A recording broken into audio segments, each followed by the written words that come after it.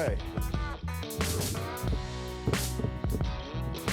So what's up, Eric, man? I've heard about you since I came to town. And I heard you were in a TV show. I've never watched it.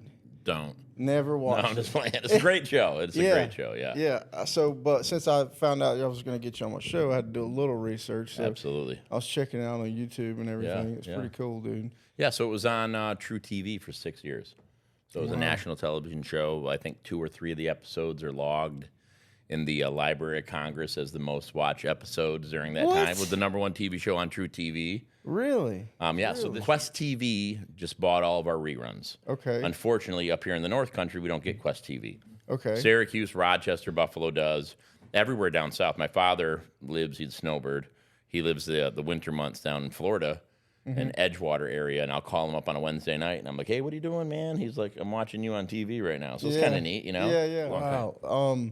So how did that happen? How did you end up out there? Because I went down I stalked you a little bit on your Facebook. Your resume is long and I'm incredible. old, buddy. Just because I'm old, that's all. So I was stationed out there. Okay. I was stationed at Ellsworth Air Force Base in South Dakota. Okay.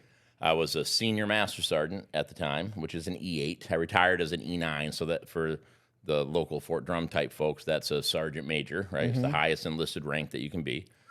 I was stationed out there, and I was the police superintendent. I had about 225 cops under me, and we were trying to raise money for an orphanage. So the poorest county in the nation is up at the Pine Ridge Reservation, just outside of the Air Force Base in South Dakota. And there's a Black Hills orphanage up there of 70 little kiddos that don't have anything. Oh, man. So as we're sitting around doing our, it was called the Defender Association. It is called the Defender Association. We're sitting around trying to figure out how we're going to raise money. And it was one of those, hey, we can't have a bake sale because no one's going to buy any baked goods from a bunch of cops. We can't have a car wash because no one's going to bring their cars to a bunch of cops. I had watched the first episode or the first season of Full Throttle Saloon on True TV, and security was a bunch of Tennessee boys. They all talk like you, pal. Yeah. Just being a little too rough with bikers. Yeah. Okay. So I thought, man, I know my guys could do way better than that. We're all certified police officers. So I loaded up a couple of us, and I drove to the bar. I had my detective. His name's Detective O'Brien. OB found out, stalked, did a little bit of his detective work, and found out that Michael Ballard, the owner, was in the bar that day. So we drove down.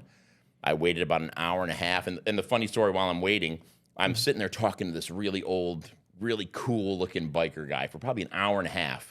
And Jesse James Dupree, the lead singer for Jackal, walks by. Really? So I'm like kind of freaking out a little bit. I hadn't really met anyone famous at that time. So I hop up and I'm like, hey, man. He's like, hey. And I give him a big hug, talk to him for 5 minutes. And I sit down and I look at the old guy and I'm like, I love that guy. And he goes, well, I do too. It's my son. So I'd been sitting there talking to Rip, Jesse James Dupree's dad, for about an hour and a half and didn't even know. Wow. So then Michael Ballard walks by, and there were cameras rolling, even though it was May 31st of 2011. I remember the exact day because I text him every day saying, can you believe that this relationship has turned into what it is? So May 31st of 2011. And I hopped up and said, hey, I'm a huge fan of your show. I was in uniform. He gave me a hug and thanked me for his service. And I'm always a little skeptical when you're huggy right off the jump, right? I'm like, is this for the cameras? Or come to find out he's like the greatest human being ever. I told him, hey, big fan, and your security's terrible. Yeah. And he goes, yeah, I agree with you. And I go, cool. I'm running it. I'm giving you all my Air Force cops, and we're doing it for free. And he said, what's the catch? I said, write a check to my charity so I can take care of these kiddos. So he's like, deal. Go talk to Angie. Angie's his wife.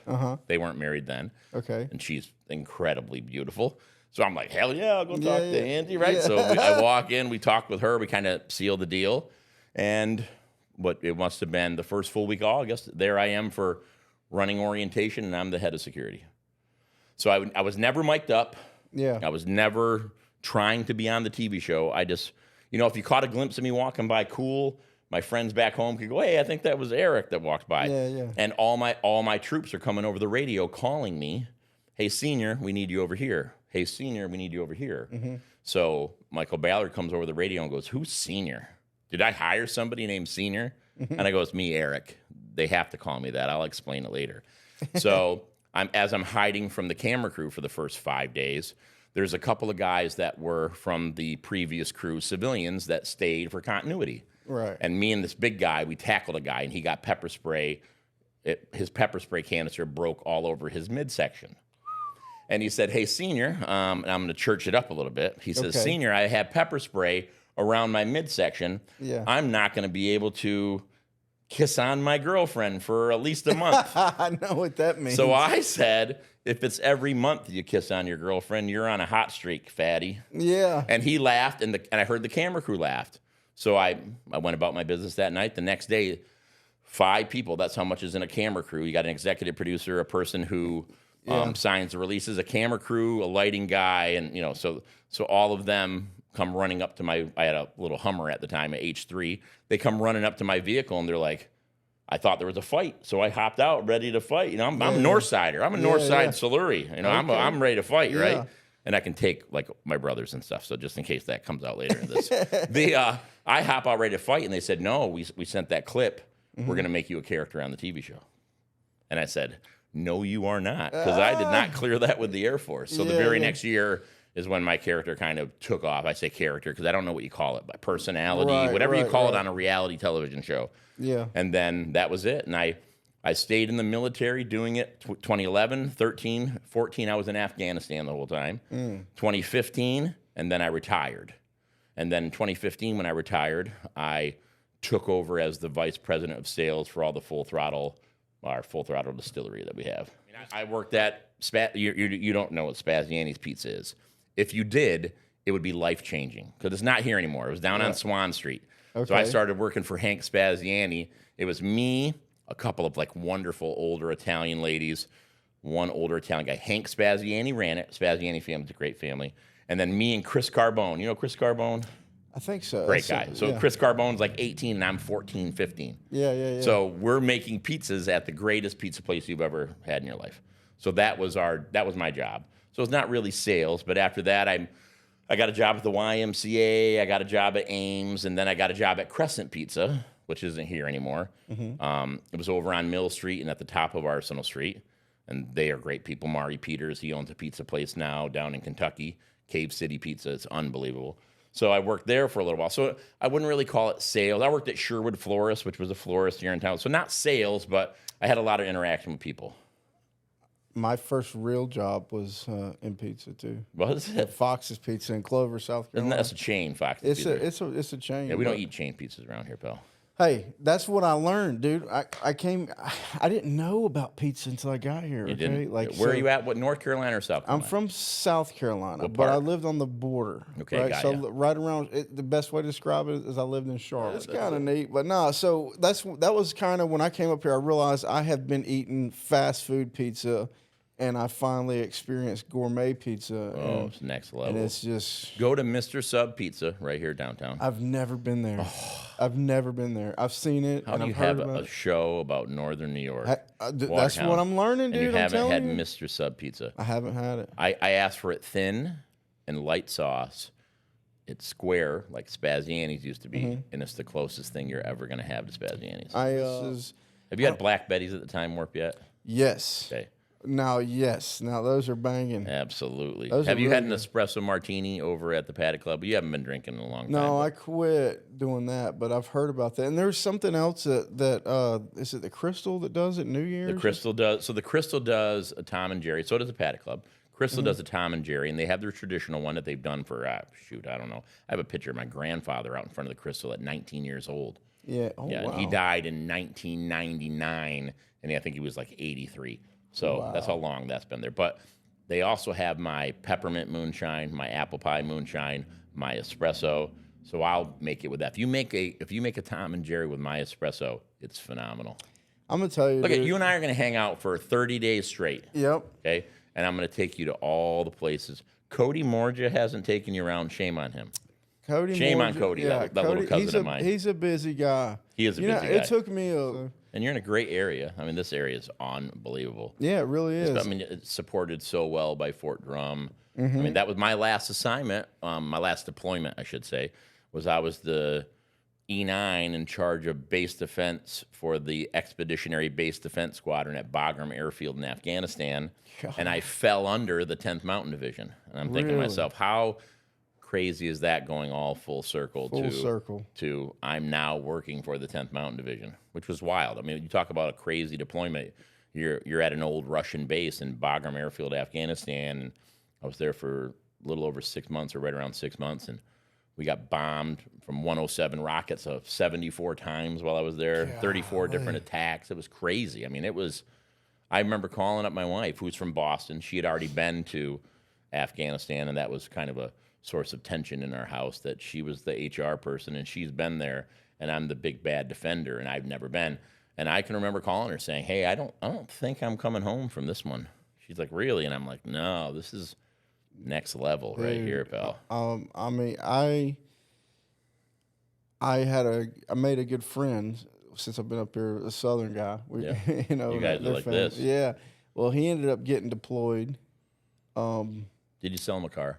I did. Well, that's how I meet anybody. But anyway, ABC, buddy, always be closing. Yeah, absolutely. ABC. Anyway, sold him a car, but then he got deployed, and he before he left, dude, it touched me because I've never really experienced that kind of stuff. You know, the military's things. Right. And we had a little kind of a send off. You know. Right.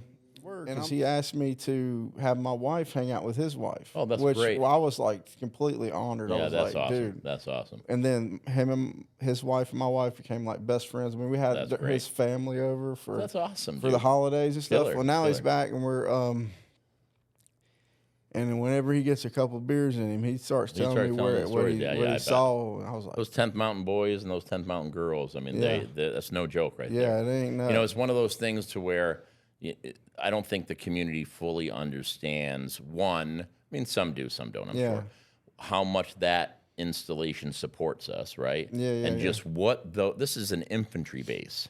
Just what those young men and women go through, and I'm telling you, they're the closest things to ninjas that you're going to find. You know what I mean? They're tough as nails. Yeah. They go in the most austere conditions that you could ever possibly imagine. The things that they do would make it so a normal human being wouldn't sleep for years. So and he was every time I see him, I always, give him a handshake. And absolutely. Especially in this area, because they're heroes of mine. And I was in that fight for 23 years. My wife was in it for 26 years.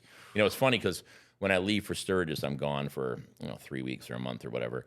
And my regular civilian friends are like, wow, that must be so tough. And I'm like, I've kissed my wife goodbye for 6 months. She came back for a couple of months and then left again for 6 more months. So a month is like a well-needed vacation. She's got the dog here. I got my family out at Full Throttle Saloon, and you just don't even bat an eye at it. Whereas a civilian, they get all teary-eyed when they're not with their spouse for 3 days, for a weekend. I'm telling you, if I don't sleep next to my wife, I don't sleep. Right. Well, I got a dog, so I cuddle with my dog if she's not around. Yeah. It's killer. And my wife's from Boston, so we moved up here, maybe 6 years ago, bought a house right out on the lake.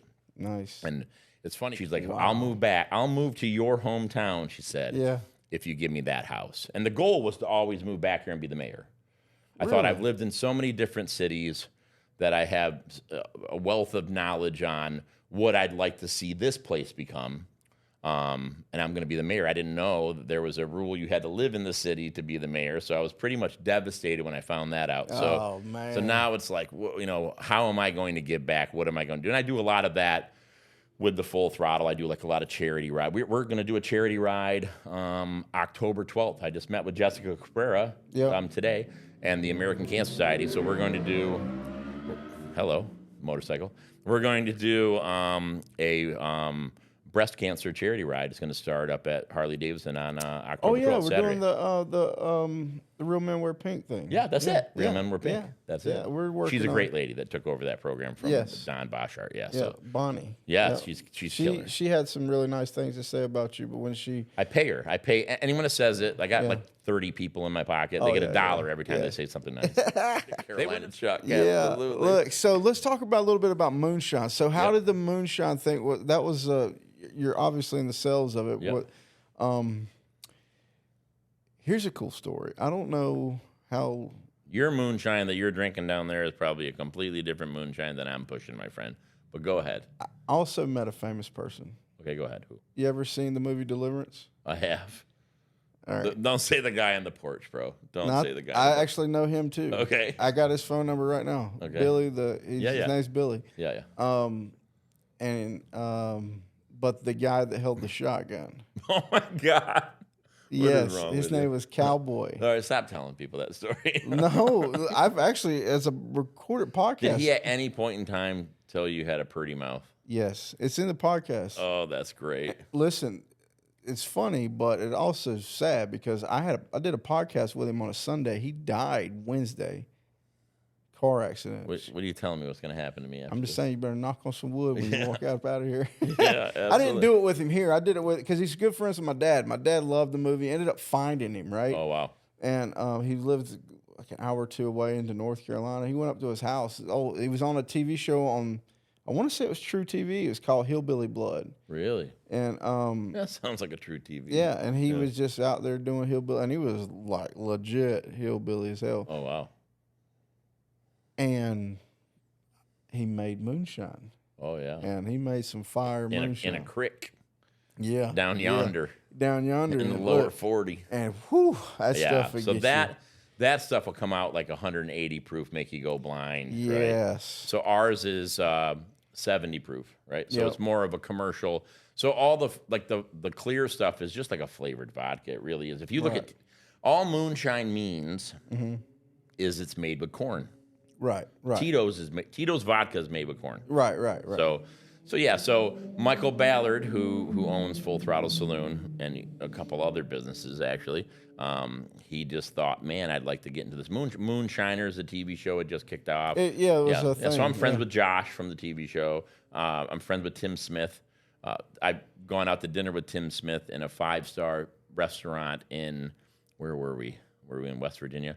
And everyone's in nice clothes. I went home and changed before, and he comes in overalls with no shirt underneath and sat down and ate his meal. I thought this is the craziest thing ever. Yes. But our stuff is, so Michael Ballard decided he wanted to get into the moonshine world. So our stuff it started off with just a blackberry, a peach, and an apple, not even the apple pie. Those were the 3 original flavors. Or maybe it was I think those were the 3 original flavors.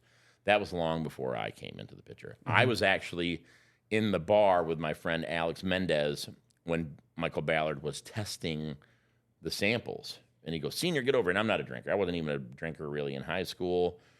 You give me 2 drinks and I'm drunk, right? You give me a bottle of North Country Red from the TI Winery, and I won't remember things for 3 days. So that's the greatest stuff ever, right? Yeah, it's really good. It's unbelievable. And I tried the mango and ran outside and damn near vomited it out. I tried another flavor and spit it out immediately, and then I tried the peach. And I went, "That's your money right there." Yeah. And he's like, "Well, you don't drink." And I said, "Exactly. If I liked it, everyone's going to like it." So he started that company, and there was a regular, they called it Platinum, which is just a corn-based clear moonshine. You know, shake it, it's got the bubbles. You would probably like that. It's like a roasted. It makes great Bloody Marys, like a roasted corn taste. And then I knew it was there. Obviously, they sold it in the bar they were selling it. He built a distillery in Trimble, Tennessee, his hometown, 600 people. Has a gigantic distillery there, brick and mortar. It's not one of those celebrity brands to where they throw their name on something. He owns everything. So, so then he grew that to 11 different flavors of moonshine. He's got his own whiskey. He's got a regular whiskey, an apple whiskey, a cinnamon whiskey, a honey whiskey, and then came the espresso, the Full Throttle espresso, and I'm not even a coffee guy, is probably the greatest alcoholic beverage ever created. Unbelievable. So they got the little jars like minis. that. They got the minis, the 50 mLs. Oh, my goodness. Equivalent of 2 shots. Bro, that was, That's crazy. Yes. When I came back into town, I had been working all day, dragging my bag of moonshine, trying to get it in a bunch of different stores, and I would say probably 90% of them in this area have it. A bunch of like bars and restaurants do. And I stopped by to say hey to Cody, and I had my bag. And Frankie was like, "What? I didn't even know Frankie at the time. Obviously, I knew his dad." When I first heard about you, or did about the moonshine, it came out of Frankie's mouth. Well, we sat in the office drinking it. It was like 7 o'clock at night, and they were like, "Oh my God!" I did their. I set up a tent and did a tasting at the their grandfather's charity golf tournament last year. Really? Yep. And then Jessica just yelled at me today because I wasn't at it this year. And I said, well, why didn't one of you Caprera kiddos call me? Because I would have been there every time. I love that family. I bought my first car from them. I used to make pizzas, like I was saying, for them. And I'm in Caprera's. I'm 17 or 18. I think I was 18 trying to buy a car. And the salesman wouldn't budge. He was like either $250 away or $500 away from what I wanted. And we're going back and forth, buddy. Like you wouldn't be ready for me if I sat down at your table. You and I we'd wrestle. Yeah. So Charlie walks by and says, hey, what's going on, Eric? And I go, oh, we're off on the price. He's like, how far off? And I think I was like, $500. And he goes, give it to him. And then smiled at me and walked away. And I went, well, there you go. Here's my car. And I bought a car. Oldsmobile Calais, Cutlass Calais, I think it was. Canadian car. Oh, and wow. I'll take care of you, buddy. Yeah. Hey, so let me get this thing closed out real quick. Right, you're coming back on the show, right? Okay. No, the show. TV. I thought you meant this. Yeah, so the TV show should be back next year. So we film it. We'll film maybe 12 episodes in 10 days. The rally is 10 days long. Okay. So we'll film those episodes then. That's always the first full week of August. It's the 85th rally, so it's an anniversary year. It's going to be huge. It'll be a town of 6,000 people, and it'll roughly go to about 1 million people for 10 days. Wow. So we'll film the TV show. Jesse James Dupree is also the creator of the show and the producer, so they'll edit the show, and it'll always air in December. And then my film crew, well, Tristan, the director, so we have our own lifestyle show now on fullthrottlesaloon.com. If you go there now, you can see a couple of episodes have already been done. It may have been in June, I want to say it was. They came up here and filmed me. So they filmed me for 2 days here in the Watertown area. Did some stuff out on my deck and my dock. I went over to my old house on Grant Street up in we call it the Oratorium. My father's first name's Aura instead of Auditorium, where my brother has stapled all my old albums to the wall, by the way. Don't even get me going. We did a whole thing up there, and then we went down to the 9/11 Memorial in New York City. So we shot down there, and then I'm friends with Tommy London, who's the XM Hair Nation guy, one of the DJs. And then Britt Lightnin's the guitar player for Vixen. Your parents know who Vixen is. They had a great song, Living on the Edge of a Broken Heart. I've been living on that. That's a great song. But Richard Marx wrote that, by the way. So we hung out with them for the day, and then we went to Boston. Yeah. And my friend is her name's Beth. She's the manager or director of Fenway Concerts at Fenway Park. So she hooked me up with Major League Baseball and got me full access to Fenway Park. So we filmed in Fenway Park for the day. And then we went to the North End and kind of filmed around the Faneuil Hall Irish area and the Italian area where I did some like undercover cool stuff, buying ecstasy and that type of thing. So we walked through all that stuff that we used to do. So it's going to be like a whole, and then they film me at the Full Throttle Saloon, obviously. So there's going to be a whole episode that's going to feature the North Country. We did a huge motorcycle event at the Blue Heron, and I walked in with he was filming, and there was like 150 people there going crazy, and we filmed at Arsenal Liquor, and there was a kid, I don't know if he was military or not, but him and I were going back and forth. It was pretty entertaining. I didn't even know the guy, and I loved the kid. So it was fun. So, you're going to get to see a little bit of the North Country on a national TV show, so that'll be kind of neat. That is correct. Dude, I feel like we're going to have to... I don't have to get you on here every week. Yeah, right. We don't have that kind of time. I don't have that many stories, buddy. I promise you. Just don't talk about the 14-year-old version of me. When I would tell the cops that my name was JJ, Jonathan Jeffers, in case they stopped me. Like, what's your name? I'm like, JJ. They're like, what's your real name? I'm like, Jonathan Jeffers. Where do you live? On Main Street. Get your butt home. And I'm like, thank you. I'm going to steal that alias. Yeah, it's a good one. Just say JJ. It's a pleasure, brother. Good seeing you, man. Absolutely.